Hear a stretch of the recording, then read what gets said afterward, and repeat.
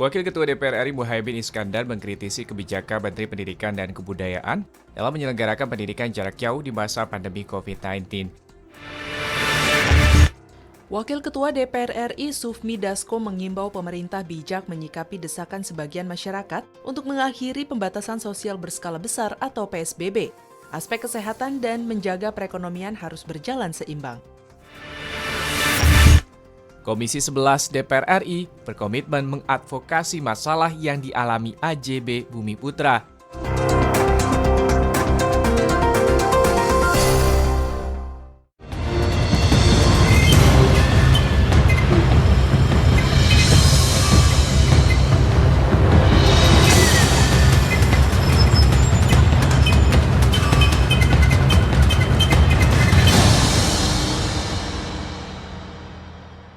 Pemirsa, bertemu lagi di Suara Parlemen Pagi bersama saya Anggun Oktarini dan tepat pada Rabu 5 Agustus 2020 kami sudah menyiapkan informasi terkait dinamika juga kegiatan dari anggota parlemen di DPR RI Senayan, Jakarta.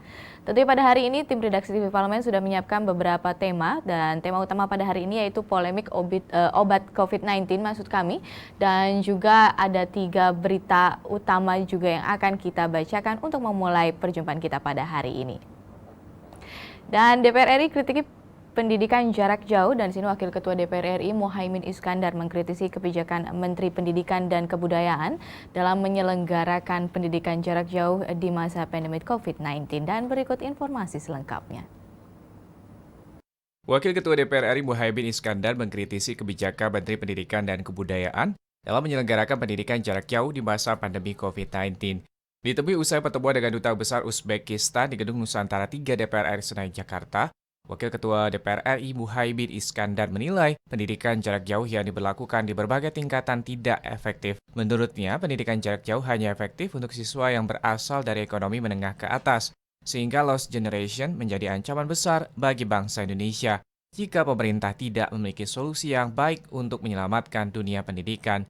Menyelesaikan, mengantisipasi pendidikan kita di desa maupun di kota-kota menyangkut pendidikan jarak jauh akibat pandemi sangat tidak efektif.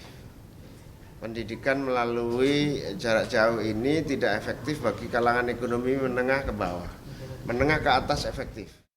Muhaimin juga mendorong pemerintah dapat melibatkan organisasi masyarakat untuk terjun secara langsung dalam memberikan pendidikan yang baik dan efektif dengan standar protokol kesehatan yang layak. Menurutnya, pendidikan di masa pandemi juga dapat melibatkan tempat ibadah agar kualitas pendidikan masyarakat di era pandemi tetap terjaga dengan baik. Menteri Pendidikan ajak Muhammadiyah, ajak NU bikin gerakan pendidikan alternatif di desa-desa, bikin alternatif, membuka dengan standar protokol yang efektif, atau gunakan televisi, bukan TVRI ya, gunakan TVRI secara lebih maksimal lagi. Panji dan Dwi, TVR Parlemen, melaporkan. Wakil Ketua DPR RI Muhaimin Iskandar menilai pendidikan jarak jauh yang diberlakukan berbagai tingkat tidak efektif, dan menurutnya pendidikan jarak jauh hanya efektif untuk siswa yang berasal dari ekonomi menengah ke atas, sehingga lost generation menjadi ancaman besar bagi bangsa Indonesia. Jika pemerintah tidak memiliki solusi yang baik untuk menyelamatkan dunia pendidikan, Muhaimin juga mendorong pemerintah dapat melibatkan organisasi masyarakat untuk terjun secara langsung dalam memberikan pendidikan yang baik dan efektif dengan standar protokol kesehatan yang layak. Dan di sini menurutnya pendidikan di masa pandemik juga dapat melibatkan tempat ibadah agar kualitas pendidikan masyarakat di era pandemik ini tetap terjaga dengan baik. Dan memang di sini sudah banyak sekali opini atau tanggapan dari masyarakat luas terkait dengan pendidikan jarak jauh ini terbilang kurang efektif karena bagi mereka PSBB sudah mulai dilonggarkan, namun mengapa justru pendidikan yang seperti dibatasi atau dikurangi? Padahal banyak tempat kerumunan yang bisa menimbulkan potensi penyebaran COVID-19 tersebut. Dan kita berharap pemerintah segera menemukan langkah-langkah terbaru untuk penanganan terkait dengan pendidikan dan di masa pandemi COVID ini. Dan kita beralih ke berita berikutnya, di mana pemerintah dihimbau bijak respon dengan desakan penghentian PSBB. Wakil Ketua DPR RI Sufmi Dasko menghimbau pemerintah bijak menyikapi desakan sebagian masyarakat untuk mengakhiri pembatasan sosial berskala besar atau PSBB. Dan berikut informasi selengkapnya. Wakil Ketua DPR RI Sufmi Dasko mengimbau pemerintah bijak menyikapi desakan sebagian masyarakat untuk mengakhiri pembatasan sosial berskala besar atau PSBB. Aspek kesehatan dan menjaga perekonomian harus berjalan seimbang. Ditemui di Gedung Nusantara 3 DPR RI Jakarta, Sufmi Dasko mengatakan, kebijakan terkait penanganan COVID-19 harus diambil berdasarkan perhitungan matang. Penghentian PSBB akan sangat beresiko besar jika diputuskan secara tergesa-gesa. Apalagi angka penyebaran COVID-19 di Indonesia terus bertambah dan semakin meluas di masa transisi new normal. Kondisi perekonomian Indonesia memang sangat terdampak akibat pandemi COVID-19, tapi tetap harus dengan kehati-hatian. Justru kurvanya naik di Indonesia, beberapa daerah yang tadinya tidak merah menjadi merah. Kita juga memahami bahwa kondisi masyarakat, kondisi ekonomi kita terganggu karena pandemi ini. Wakil Ketua DPR RI Sufmi Dasko meminta masyarakat tetap bersabar menunggu formulasi terbaik dari pemerintah dalam upaya menjaga roda perekonomian masyarakat terus bergerak. Masyarakat juga diimbau mematuhi protokol kesehatan COVID-19 dalam menjalani aktivitas sehari-hari. Karena ini pandemi tidak ada yang mengharapkan terjadi, dan kami juga minta kepada pemerintah untuk segera mengkaji langkah-langkah tambahan untuk membantu masyarakat yang merasa kesulitan pada saat pandemi ini. Zikri dan Denus, TVR Parlemen melaporkan. Kesehatan dan menjaga perekonomian harus berjalan seimbang, dan di sini Sufmi Dasko mengatakan bahwa kebijakan terkait penanganan terkait COVID-19 tersebut harus diambil berdasarkan perhitungan matang, dan penghentian PSBB akan sangat berisiko besar jika diputuskan secara tergesa-gesa. Apalagi angka penyebaran COVID-19 sendiri di Indonesia terus bertambah dan semakin meluas di masa transisi new normal ini. Kondisi perekonomian Indonesia memang sangat terdampak akibat pandemi COVID-19, akan tetapi harus dengan kehati-hatian. Wakil Ketua DPR RI Sufmi Dasko meminta masyarakat tetap bersabar menunggu formulasi terbaik dari pemerintah dalam upaya menjaga roda perekonomian masyarakat terus bergerak. Dan masyarakat juga dihimbau mematuhi protokol kesehatan COVID-19 dalam menjalani aktivitas sehari-hari. Ya, kita sambil menunggu apalagi kebijakan pemerintah terkait dengan COVID-19, karena memang di sini pemerintah juga harus mengeluarkan kebijakan di mana ekonomi Indonesia tetap berjalan dengan baik. Dan kita beralih ke berita berikutnya, di mana Komisi 11 siap advokasi permasalahan AJB Bumi Putra. Dan di sini Komisi 11 DPR RI berkomitmen mengadvokasi masalah yang dialami AJB Bumi Putra. Berikut informasi selengkapnya. Komisi 11 DPR RI berkomitmen mengadvokasi masalah yang dialami AJB Bumi Putra. Wakil Ketua Komisi 11 DPR RI Fatan menilai masalah yang dialami AJB Bumi Putra harus segera ditindaklanjuti karena berdampak pada nasib sekitar 4 juta nasabah dan karyawan AJB Bumi Putra. Untuk itu, Komisi 11 DPR RI akan segera memanggil OJK dan pihak terkait lainnya agar segera didapat kejelasan hukum. OJK didesak untuk lebih serius dan konsisten dalam menyelesaikan permasalahan tersebut. Serikat Pekerja hari ini menggedor pemerintah, menggedor OJK supaya tidak terkatung-katung, apalagi juga ada kasus-kasus lain seperti Wana Arta, kemudian Jiwasraya, kemudian Minapadi juga. Ini menjadi catatan kita, Komisi 11 akan meminta OJK bekerja secara serius dan konsisten dalam penyelesaian ini. Sementara itu, Ketua Serikat Pekerja AJB Bumi Putra Rizky Yuda Pratama mengeluhkan pekerja-pekerja AJB Bumi Putra yang menerima ancaman dari sejumlah nasabah terkait lambatnya pembayaran klaim. Selain itu, sudah lebih dari 2 tahun nasabah AJB Bumi Putra tidak mendapatkan kepastian. Kami bangga sekali hari ini diterima, kemudian beliau-beliau ini menyampaikan keberpihakan ke kami sangat sukacita sekali, senang sekali kami. Karena selama ini kami, ya serikat pekerja kan ya seperti ini aja lah kondisinya begitu ya. Kami bukan siapa-siapa katakanlah, tapi hari ini kami senang sekali diapresiasi oleh Bapak Ibu yang terhormat di anggota Dewan begitu. Septia dan Ridwan, TVR Parlemen melaporkan.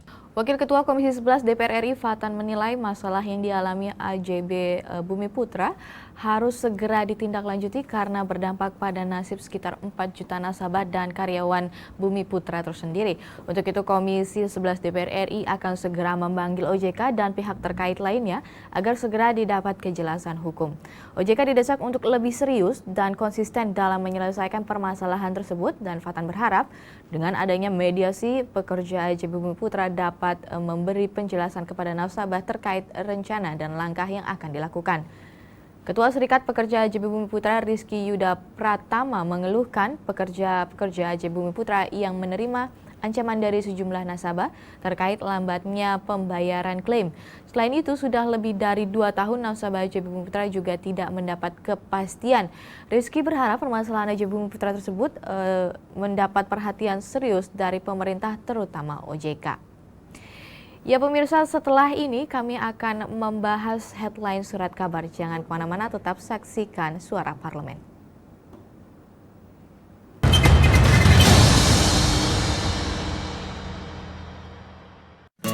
Indonesia siap memasuki tatanan hidup baru di tengah pandemi corona. Apa kita sudah paham persiapan dan protokol kesehatan yang harus dilakukan di lingkungan kerja? Pastikan kondisi tubuh sehat saat berangkat ke kantor. Gunakan masker. Membawa perlengkapan makan sendiri. Sediakan hand sanitizer dan selalu mencuci tangan. Saat akan melakukan ibadah, ingatlah untuk saling menjaga jarak aman dan membawa perlengkapan ibadah sendiri. Karena tempat ibadah sudah tidak menyediakan alat ibadah untuk mengurangi penyebaran virus corona. Semoga kita semua mampu memutus mata rantai penyebaran COVID-19 dan roda perekonomian pun tetap berputar.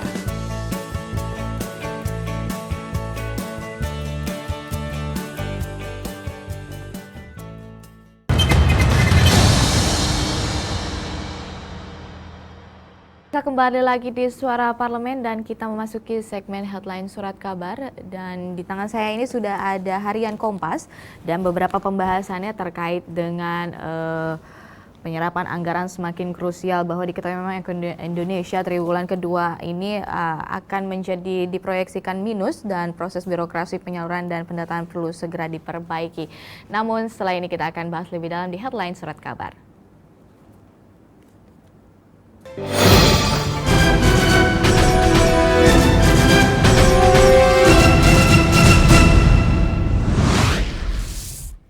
Headline surat kabar hari ini datang dari Kompas. Dua berita ini datang dari Kompas, dan yang pertama yaitu mengenai ledakan di Beirut, di mana gumpalan asap membumbung ke angkasa kota Beirut tersebut, Lebanon, Selasa pada 4 Agustus 2020 akibat ledakan di area pelabuhan.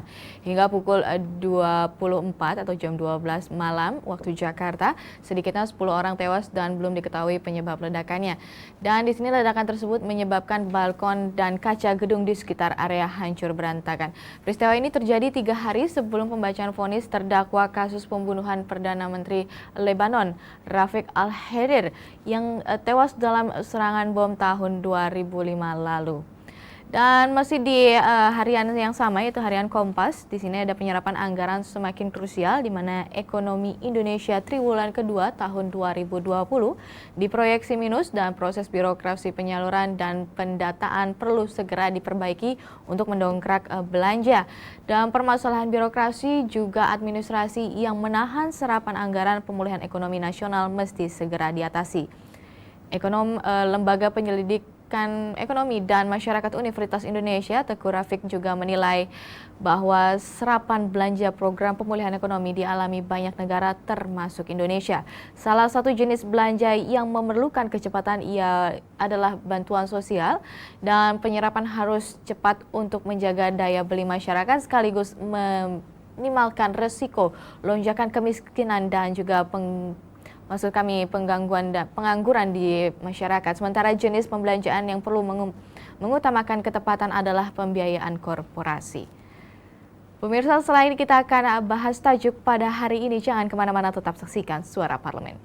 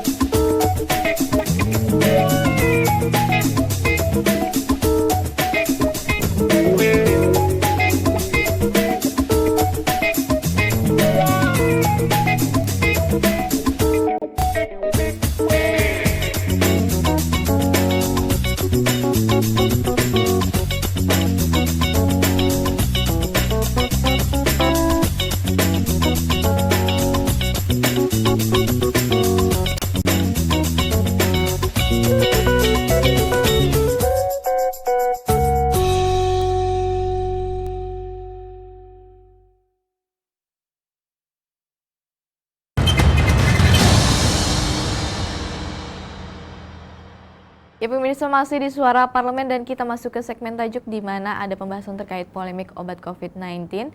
Memang ini menjadi perbincangan dari masyarakat luas juga, katanya bahwa di masyarakat tersebar informasi sudah adanya vaksin yang bisa menyembuhkan virus COVID-19 ini, namun masih menjadi perdebatan antara masyarakat, pemerintah maupun beberapa lembaga masyarakat lainnya. Dan pemirsa, kita saksikan dulu tajuk pada hari ini.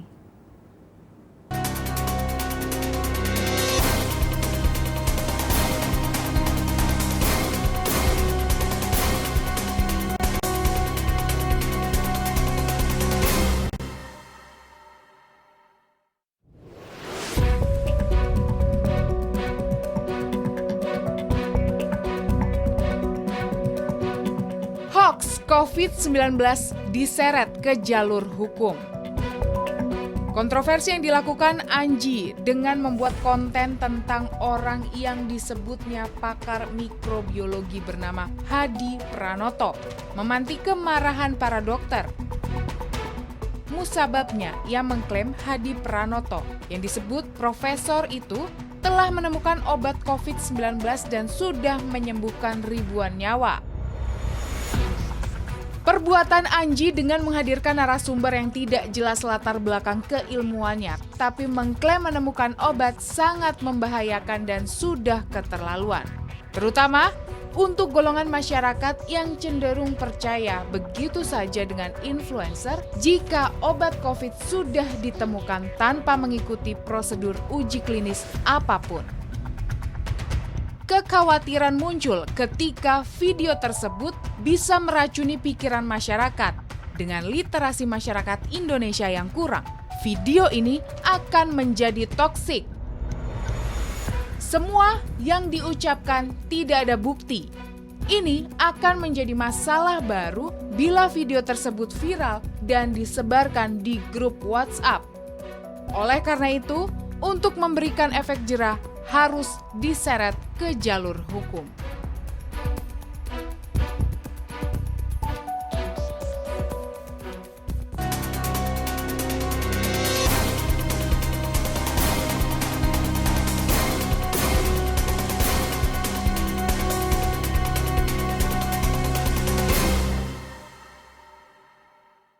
Polemik obat COVID-19 di sini musisi sekaligus YouTuber Erdian Aji Prihartanto atau Anji dilaporkan ke Polda Metro Jaya dan laporan tersebut berkaitan soal Anji yang mewawancarai Hadi Pranoto soal klaim temuan obat COVID-19.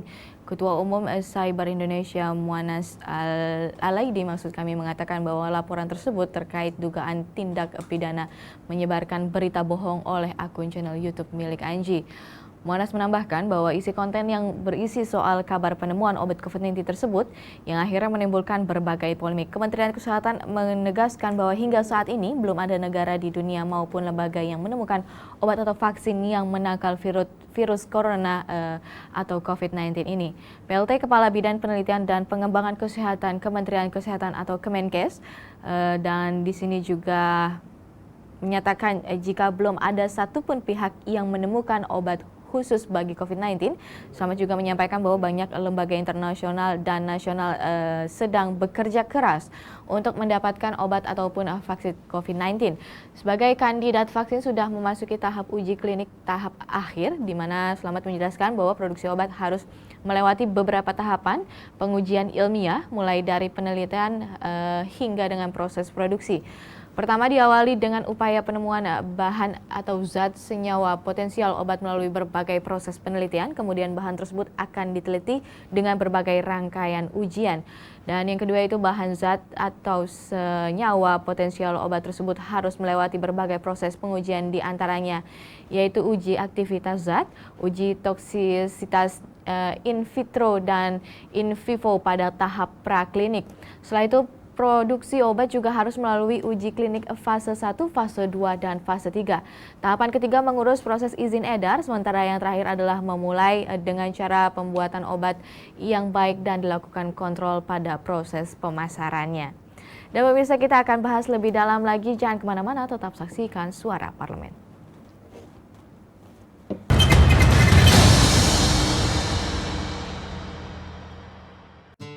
Mari lapor LHKASN. Video ini akan memandu Anda untuk menyampaikan LHKASN melalui aplikasi Siharka. Sebelum memulai, ada baiknya Anda menyiapkan dokumen-dokumen berikut. Silakan mengakses siharka.menpan.go.id untuk membuka aplikasi Siharka. Lalu, login dengan username dan password Anda. Lengkapi profil dan ubah password Anda dan pastikan data yang Anda masukkan telah sesuai. Lengkapi data keluarga Anda seperti suami atau istri dan anak. Saatnya mengisi daftar kekayaan. Harta tidak bergerak adalah harta berupa tanah dan bangunan yang didukung dengan bukti kepemilikan dan nilainya ditetapkan berdasarkan NJOP.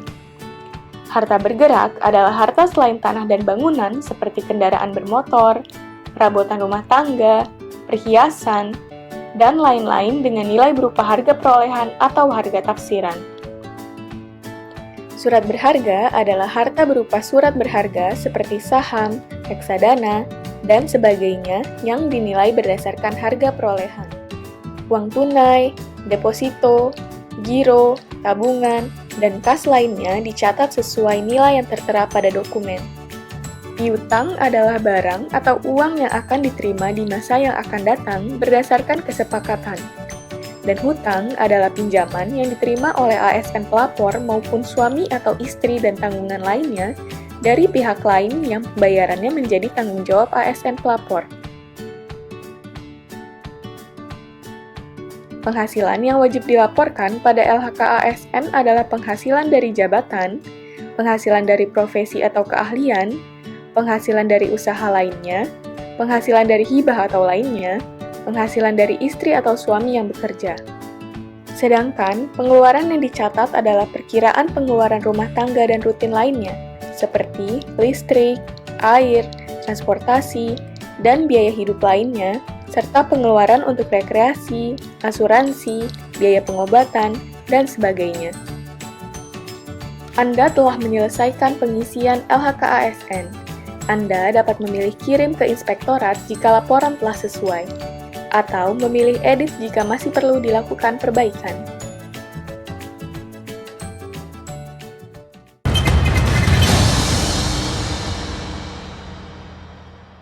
Ya, kembali lagi di Suara Parlemen masih membahas terkait dengan tajuk mengenai obat untuk COVID-19 sendiri, dan di sini ada anggota Komisi 9 DPR RI Kurniasi Mufidayati mengingatkan kepada pihak-pihak tertentu yang mengklaim telah menemukan obat guna menyembuhkan pasien COVID-19 agar dapat menyertai temuannya dengan bukti dan data berdasarkan riset.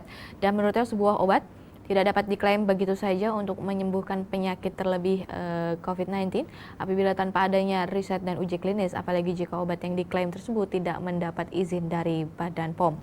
Dan di sini sementara itu, Wakil Ketua DPR RI Sufmi Dasko Ahmad mengatakan publik figur agar sama-sama dapat mawas diri harus menciptakan situasi yang kondusif di tengah pandemik saat ini.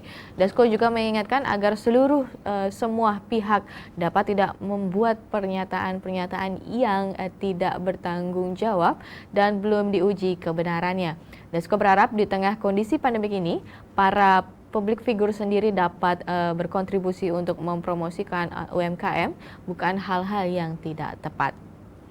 Pemirsa, sudah kami bahas 3 berita pilihan, lalu dilanjut dengan headline surat kabar dan diakhiri dengan tajuk pada hari ini, maka berakhir pula perjumpaan kita. Saya Angga Naktarini beserta seluruh kru yang bertugas mengucapkan terima kasih dan sampai jumpa.